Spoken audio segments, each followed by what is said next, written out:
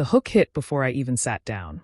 After 19 years of showing up early, staying late, and being the person everyone called when numbers didn't add up, the new CFO, Calder Rowe, invited me into a glass conference room at 8:07 a.m. He didn't ask how I was. He didn't thank me. He just slid a thin folder across the table like he was passing a menu. I remember the words because they felt rehearsed. Due to restructuring, your position has been eliminated. I stared at him, waiting for the punchline, because I'd built half the reporting infrastructure they relied on.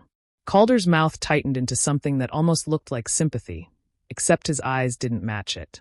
Then he added, too casually, that I'd have 15 minutes to collect personal items, and that security would escort me out to avoid disruption.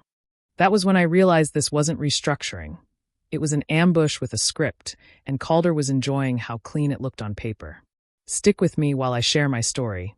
And if it touches you, don't forget to support our channel by hitting that subscribe button, dropping a like, and sharing it with the people you care about. I'm Maren Hollis, and I'd been the quiet engine in the finance department of Brierstone Components long before Calder showed up in his sharp suits and leadership buzzwords. I was the one who trained people who later became my bosses. I was the one who caught a vendor overbilling scheme and saved the company enough money that the CEO sent a personal email calling me foundational. Yet there I was, watching Calder tap the folder with one finger as if he couldn't wait for me to sign away my life. The HR rep, Leora Penn, wouldn't make eye contact. When I asked what role was being eliminated exactly, Calder leaned back and said, "Your scope is being redistributed. We need a more agile structure." Agile. Like my mortgage would become agile. Like my daughter's college tuition would suddenly stretch itself. I didn't cry in the room. I didn't beg. I asked one question. Was my performance ever an issue? Calder shook his head with a slow, almost bored confidence. No, this is strictly business. He said it like it absolved him. But I noticed something. He kept glancing at my company laptop like it was the real reason I was there. I'd been working on a quarterly variance package that lived half in a secure drive and half in my own models. Models nobody else understood because I built them. Calder wanted me out before I could ask why my job was eliminated 2 weeks before earnings. When security walked me out, the worst part wasn't the hallway stairs. It was the sound of my badge deactivating at the turnstile. One clean beep that said 19 years could be erased in under 10 minutes. In the parking lot, my phone buzzed with a text from Tamsin Klein, one of the analysts I mentored. "They're saying you were redundant. This feels wrong." I stood there with a cardboard box digging into my forearm, staring at the building I'd practically memorized, and I felt something settle in me, something colder than grief. Calder didn't just fire me. He tried to make me disappear. And I didn't know it yet, but he'd just made the biggest accounting mistake of his career. He underestimated the person who knew where every body was buried, because I helped build the cemetery. That afternoon, my shock wore off, and the details started lining up like receipts on a desk. I replayed Calder's phrasing, scope redistributed, and it hit me that no one had been cross-trained on my work. Not truly. Brierstone wasn't restructuring. It was removing a witness. I'd watched Calder arrive 6 months earlier like a storm with a PowerPoint. He brought in 2 people immediately, Blaine Merriweather, a slick director type who laughed too loudly, and Sloan Marwick, a transformation consultant who always talked about right-sizing with the detached tone of someone discussing pruning a tree. They were always meeting behind closed doors, and suddenly invoices that used to go through normal approvals started getting fast-tracked. I'd flagged 2 of them, and Calder responded with a smile and a vague promise to streamline communication. At the time, I figured he was just arrogant. Now I wondered if he was reckless. I went home and tried to act normal for my family. My husband, Gareth Hollis, kept his voice steady while his hands didn't stop moving, making tea, putting dishes away, opening and closing cabinets like he needed motion to keep panic from settling in. My daughter, Elodie, asked if I was going to be okay, and I lied the way parents do. Of course. Then I went to the bedroom and sat on the edge of the bed staring at my hands, feeling embarrassed that I'd given the best years of my life to people who escorted me out like a threat. That night, I slept in fragments and woke up at 3:12 a.m. with one thought repeating. Why now? The next day, Tamsin called me from her car, voice low, like she was afraid the dashboard might be listening. She told me the office story had shifted already. First it was restructuring, then it was performance alignment, then it was role consolidation. The constant wasn't the explanation. It was the urgency to paint me as unnecessary. Tamsin also mentioned something that made my stomach flip. Calder had ordered IT to pull archived versions of my forecasting models immediately after I was fired, and he was irritated that some files were locked behind a permissions workflow that required my authorization history. That was the first time I felt a spark of something close to satisfaction. Not joy, nothing that clean, but the knowledge that his plan hadn't gone perfectly. I didn't have access to internal systems anymore, and I wasn't going to do anything illegal. But I still had my memory, my personal notes, and the timeline in my head. Over the years, I'd kept a private, at-home notebook. Nothing confidential, just dates, project names, odd approval changes, and reminders like ask why vendor terms changed or confirm support docs before audit. It wasn't paranoia. It was survival in corporate life. When you're the person held responsible for accuracy, you learn to document anything that smells off. I flipped through that notebook and found the entry from 3 months ago. Calder insisted on reclassing consulting fees as implementation assets. Unusual urgency. Then I remembered the external audit was approaching. And I remembered the auditor, Ronan Vale, senior manager on the engagement, had trusted me because I never played games. Ronan had once told me, half joking, that I was the only person in the building who didn't try to manage the narrative. I sat at my kitchen table, staring at his old business card I'd shoved in a drawer years ago, and I didn't call him. Not yet, because I didn't want revenge fueled by emotion. I wanted it fueled by facts. If Calder was dirty, he would leave fingerprints. People like him always did. And if he wasn't dirty, then he was just cruel, which still didn't mean he got to rewrite my story as redundancy. I started mapping the changes Calder made since arriving. New vendors, accelerated payments, reclassifications, sudden confidential spend buckets. As I wrote it out, a pattern emerged. Every move made it harder for normal controls to catch mistakes.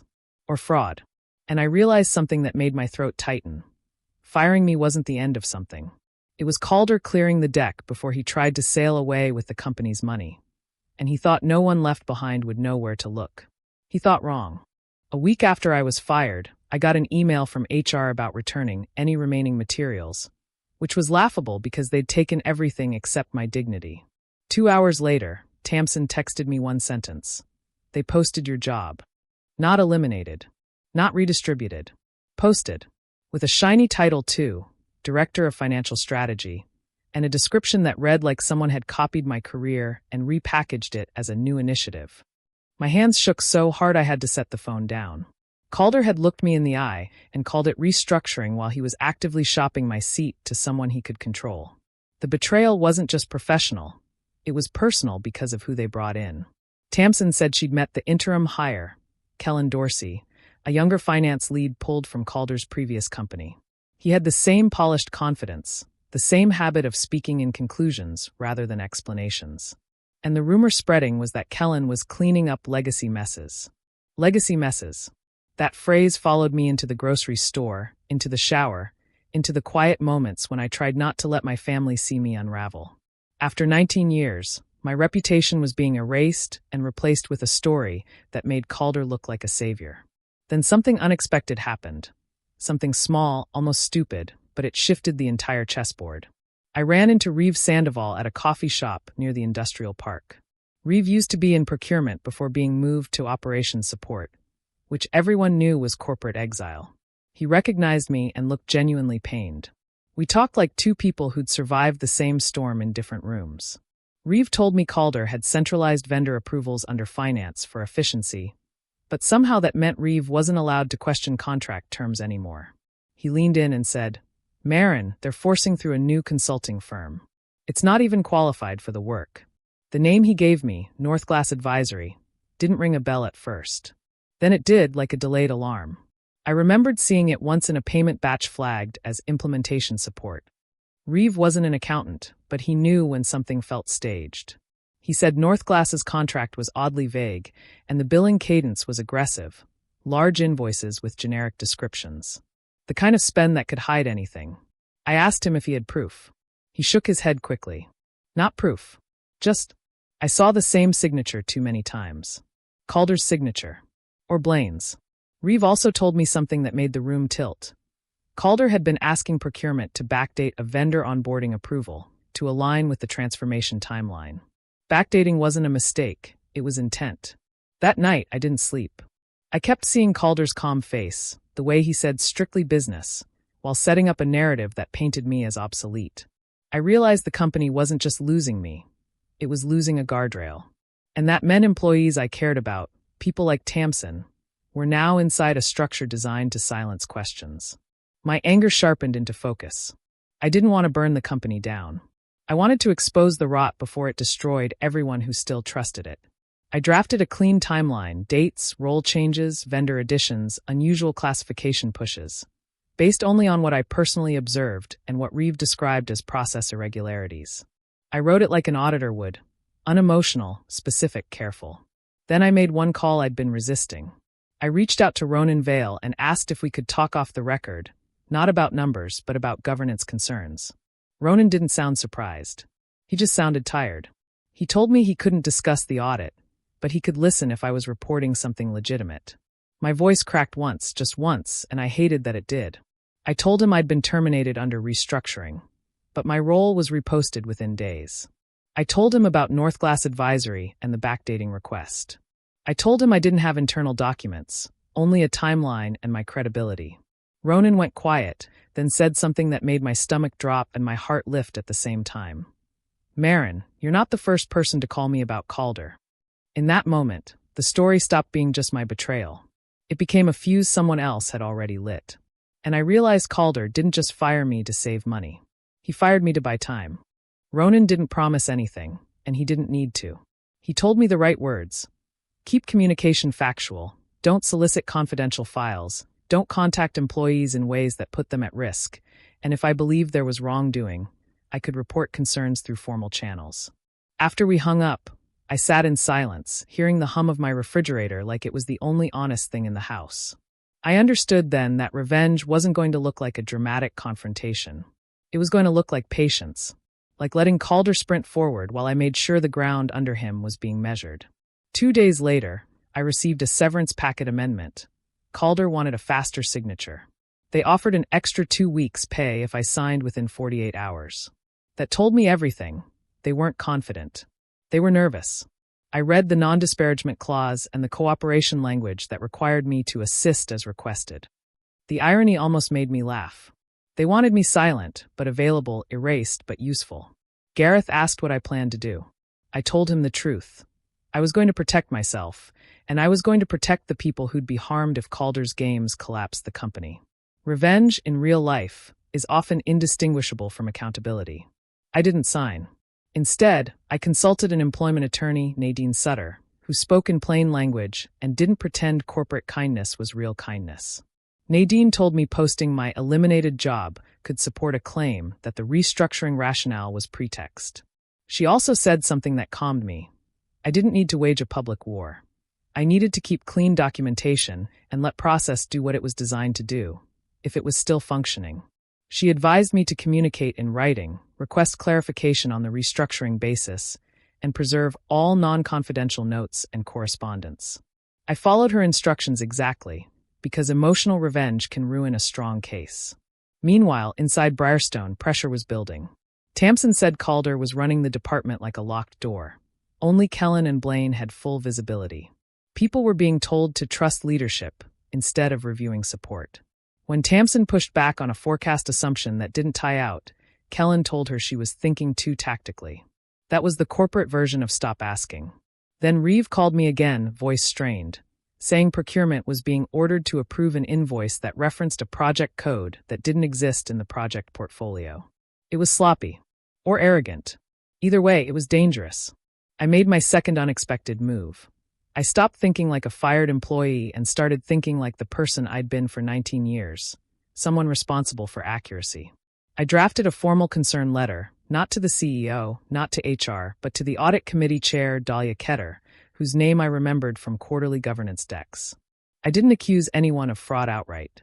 I outlined observed control changes, the suspicious urgency around vendor approvals, the backdating request described by procurement, and the inconsistency between role elimination and immediate reposting. I wrote it with the restraint that makes serious people pay attention. Then I sent it certified mail through my attorney, so it couldn't be lost. 3 days after that letter was delivered, My phone rang from an unknown number. I almost didn't answer. When I did, a calm voice introduced herself as Imogen Rusk, outside counsel retained to conduct a governance review. She said my name had come up and asked if I would be willing to speak. My throat went dry. Calder didn't know it yet, but his attempt to bury me had created a trail that led straight to him. Imogen asked me to walk her through my timeline. She asked what systems I built, who had access, and what changed after Calder arrived. She asked about Northglass Advisory specifically, as if that name had already appeared somewhere else. When the call ended, I sat there shaking, not from fear, but from the strange grief of realizing how close I'd been to staying silent. If I had signed quickly, if I had swallowed the humiliation and tried to move on, Calder would have kept rewriting reality inside that building until the truth couldn't get a meeting. But now the truth had counsel. It had a process, and most importantly, it had time. As I looked out my window, I thought about the smile Calder wore when he said, "Strictly business." He believed he'd removed a problem.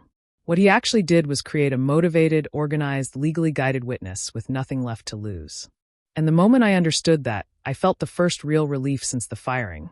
Not because I'd won, but because I was finally done begging to be treated fairly by people who thrived on unfairness. Imogen Rusk didn't speak like someone fishing for gossip. She spoke like someone building a record. Over the next week, we had 2 more calls, each one more precise than the last. She asked about approval chains, who historically controlled vendor onboarding, and exactly when Calder started pushing reclassifications. I kept everything clean, what I personally witnessed, what I documented contemporaneously, and what I learned secondhand, but could clearly label as secondhand. The more carefully I spoke, the more I could hear Imogen's attention sharpen.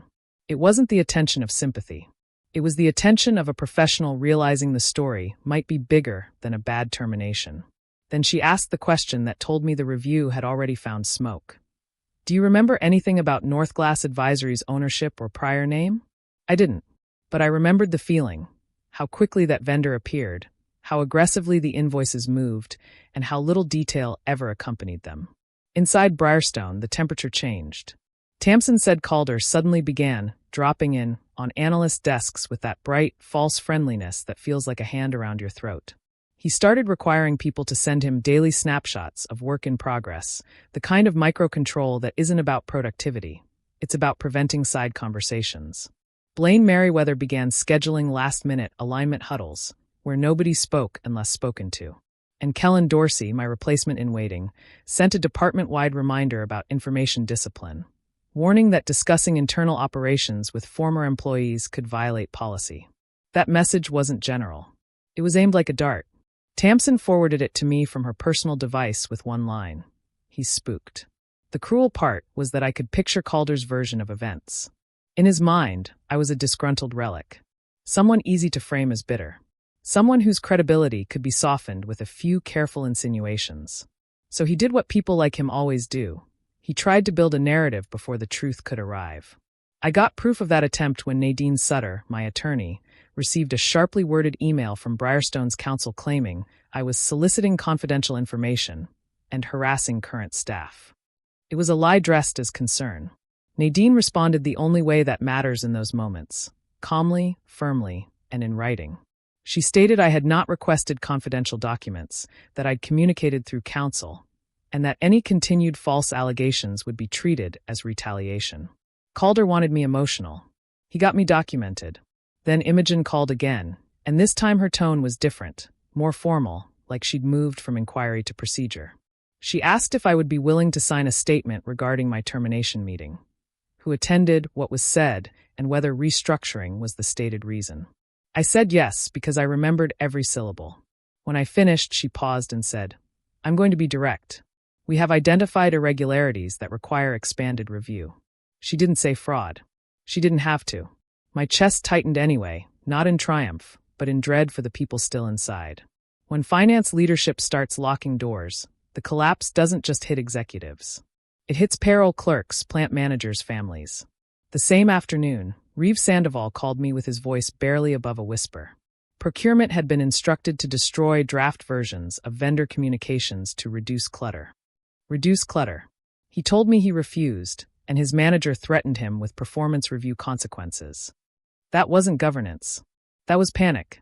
I told Reeve not to do anything reckless. I told him to protect himself, keep his head down, and if he felt pressured to do something improper, to document it in a way that didn't violate policy. When I hung up, I realized Calder had shifted from charming to controlling. That meant the net was closing. And people who feel the net closing sometimes do desperate things. That night, I sat with Gareth at the kitchen table and said the words I'd been avoiding. This isn't just about me anymore. Gareth nodded like he'd known. I thought about the morning Calder fired me, how small he tried to make me feel, and I understood the hidden insult underneath. He believed I'd accept being erased because I'd spent my life being responsible. He believed responsibility made me compliant. But responsibility, done right, makes you stubborn. And I was done being the quiet person who cleaned up other people's messes in silence. A few days later, my phone rang with an unfamiliar number from the same area code as Briarstone. When I answered, a man introduced himself as Oris Winton, HR Operations, and asked if I could stop by for a quick exit clarification. The phrasing was strange, too casual, like a lure. I told him I'd communicate through counsel. He actually chuckled, and said, "No need to make it adversarial, Marin. We just want to tie off loose ends." Loose ends.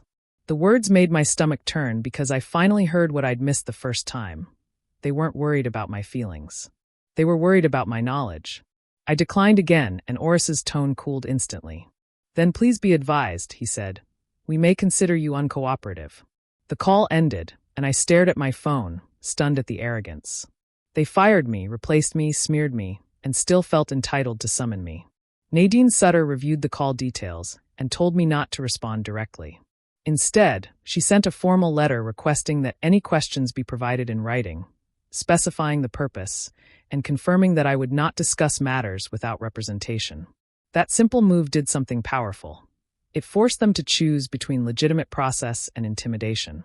Calder hated paper trails he didn't control. I could feel it.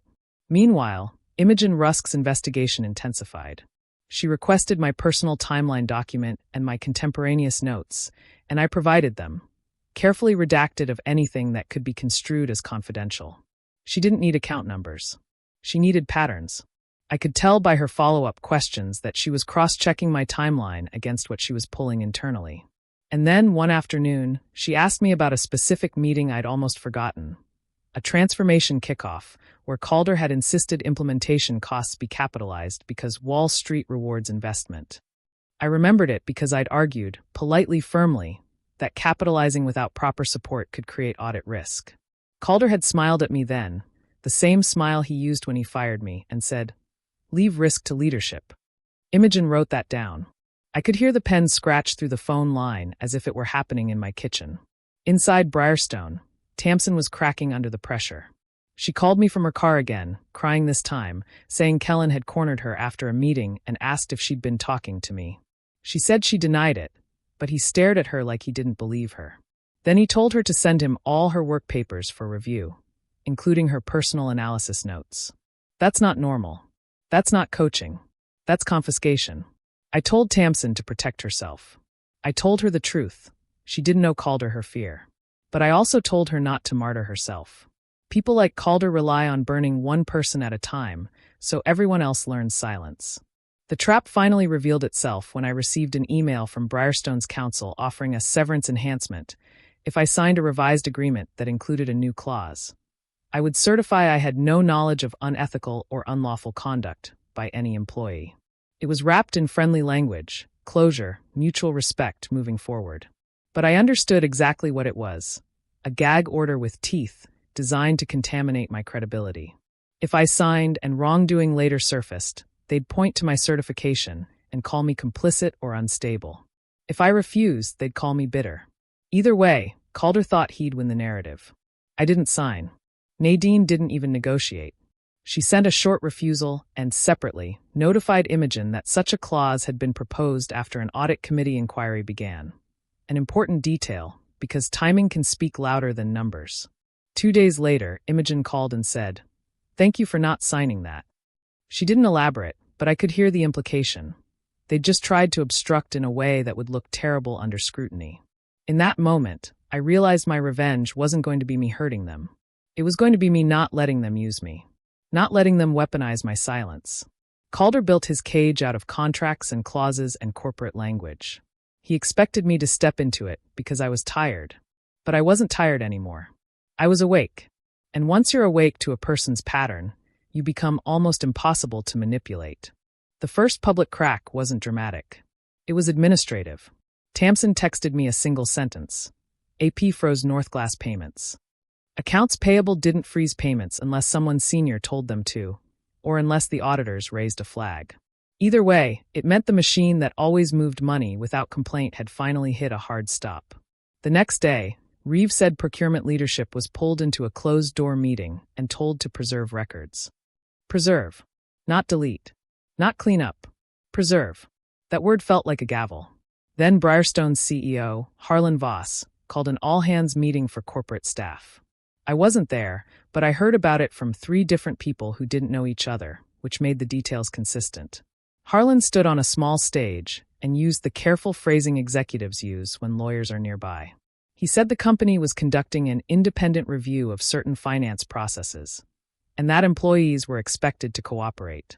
No panic, he insisted. Routine governance. But the way he looked, pale, jaw clenched, told a different story. This wasn't routine. This was damage control. Calder reacted like a man trying to outrun his shadow. According to Tamsin, his office door stayed shut for 2 days straight, and when he did emerge, he walked fast, eyes forward, refusing small talk. Blaine started calling meetings just to repeat that everything is normal. Kellen became openly hostile, snapping at analysts for minor formatting issues, like he needed someone lower to absorb the pressure. That's what weak leaders do. They squeeze down. Then came the moment that felt like cinematic justice, but in real life it was quieter, almost sad. Imogen Rusk called me and said the audit committee would like me to participate in a formal interview, with my counsel present, recorded for the record. She warned me it would be comprehensive. I agreed. During the interview, they asked about my termination timeline, but also about governance culture. How dissent was handled, whether controls had been overridden historically, and how Calder responded when challenged. I told them the truth. Before Calder, people argued in meetings but respected process. After Calder, process became friction, and friction became insubordination. I described his language patterns, how he used words like agile and transformation to disguise control. I kept it factual, not emotional, because emotion is easy to dismiss. Facts are not. 2 weeks later, I received a message from Leora Penn, the HR rep who couldn't meet my eyes when I was fired. It wasn't an apology. It was a request to talk. Nadine advised me not to. But something in me wanted to hear her voice, not for closure, but for confirmation that the truth was spreading. So I agreed through counsel to a short, structured call. Leora sounded exhausted. She said she'd been instructed to prepare restructuring packets for multiple people, but mine was the first one executed. I asked why. She hesitated, then said, Calder said you were a risk to momentum. Risk to momentum. There it was again, not performance, not redundancy, risk. A person becomes risk when they're hard to control. Leora also told me something that chilled me. The day I was fired, Calder had insisted security escort me because he claimed I might take records. I almost laughed. I'd spent 19 years protecting records. But the accusation made sense now. It was projection. Calder feared theft because that's how he thought. He assumed everyone operated on the same moral math he did. And that told me the investigation was going to find more than sloppy accounting. It was going to find intent. The next morning, Tamsin called me and didn't bother with hello. Calder's gone, she said. Not resigned. Not transitioned. Gone. Security walked him out the same way they walked me out. The symmetry hit me so hard I had to sit down. I felt a rush of vindication, and then, unexpectedly, a wave of grief. Not for Calder. For the years I spent believing loyalty was currency. For the naive part of me that thought good work protected you. It doesn't. It only makes you valuable to people who respect value. Calder didn't respect it. He exploited it. And when the exploitation finally surfaced, it didn't roar. It simply stopped paying the invoices. Calder's removal didn't fix everything overnight. In real life, consequences arrive with paperwork, investigations, board meetings, and long silences where people pretend nothing happened because acknowledging it would mean admitting they missed it. But the shift at Briarstone was immediate in one way. The fear lifted. Tamsin said people started speaking in normal voices again. Meetings had agendas instead of ambushes. And for the first time since my firing, I heard something that felt like air entering a sealed room. Employees were allowed to ask why without being punished for it. A month after Calder was walked out, Nadine received a settlement offer related to my termination. It included compensation, an agreement that Briarstone would not contest my unemployment, and, most importantly to me, a written statement that my role had not been eliminated due to performance and that the restructuring explanation had been inartfully communicated. Lawyers love soft phrases, but I knew what it meant. They were backing away from the lie. I insisted on one more thing, a neutral reference letter confirming my tenure, responsibilities, and that I left in good standing. Not because I needed their approval, but because I refused to let Calder's narrative follow me into my next chapter. Then I got an email from Harlan Voss himself. Short, formal. He thanked me for raising concerns through appropriate channels. He said the company was implementing new controls and that my contributions over the years were significant and appreciated. It wasn't an apology, not really. Companies don't apologize unless forced. But it was an acknowledgement, and that mattered because it put my name back where Calder tried to erase it, in the official record. The revenge arc people fantasize about is always confrontation. Me storming into the office, Calder stammering, everyone clapping. Real revenge was quieter and harder. It was me sitting across from investigators and refusing to exaggerate. It was me protecting my integrity when they dangled money for my silence. It was me telling Tamsin to keep herself safe instead of using her as a weapon. Calder wanted chaos, because chaos makes liars harder to catch. I gave them clarity, and clarity is what ends careers like his. In the months that followed, I found work with a mid-size manufacturer as a finance operations lead. The role wasn't a step up in title, but it was a step up in dignity. On my first day, the controller, Jessamine Hart, showed me their close process and asked what I'd change. I told her something I'd learned the hard way. Controls aren't just about fraud prevention, they're about culture. A company that respects controls respects people who tell the truth. Jessamine nodded like she understood immediately, and I felt something loosen inside me. For a long time, I'd been carrying the humiliation of being escorted out, like it meant I'd done something shameful. But shame belongs to the person who needs deception to succeed, not the person who refused to play along. I kept in touch with Reeve and Tamsin. Reeve later told me procurement had been vindicated in the review, and his exile quietly ended. Tamsin didn't get punished. She got promoted, slowly, cautiously, but it happened. She told me she still had nightmares sometimes about Kellen's stare and Calder's forced smiles. I told her I did too, because betrayal rewires your nervous system. It teaches you to anticipate the knife. But it also teaches you what loyalty is worth when it's offered by the wrong hands.